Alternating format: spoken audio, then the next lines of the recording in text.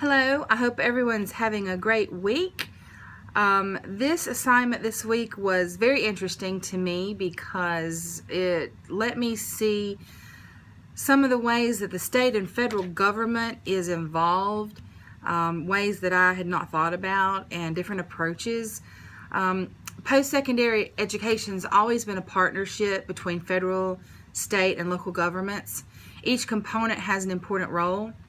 I think the federal government plays a role in promoting post-secondary education to low-income and non-traditional students by mainly providing financial aid. I also think the federal government has helped develop competency-based education, and that really helps in student success.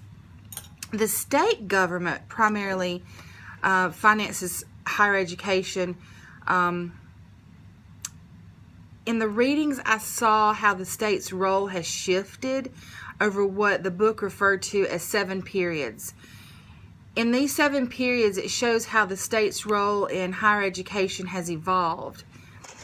In the 7th period, it talks about the economic crisis and concerns about restoring economic competitiveness and how it has prompted more states to adopt long-term public agenda goals.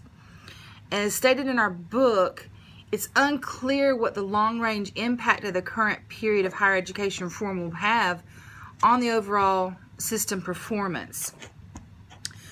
Without government intervention, the market would really underinvest in education, in my opinion.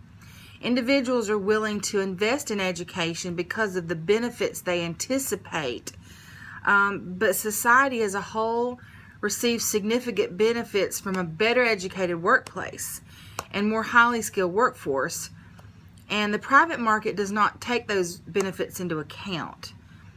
Both federal and state government can support the diversity of institutional types and individual choices. Some challenges for the federal government, I think, is still the FAFSA process.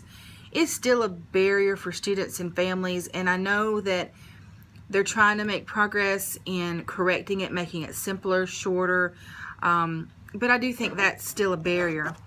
The government provides subsidies to colleges in the form of financial aid.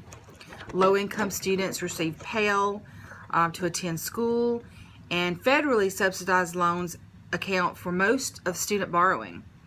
But college still like to maximize their revenue. And there's no reason for them to use this price to make college cheaper. That's why it seems that tuition is still rising, even though there's a lot of federal and government support.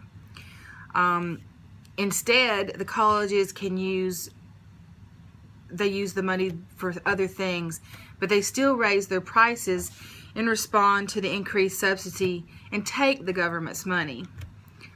This is a setback to state government intervention, in my opinion.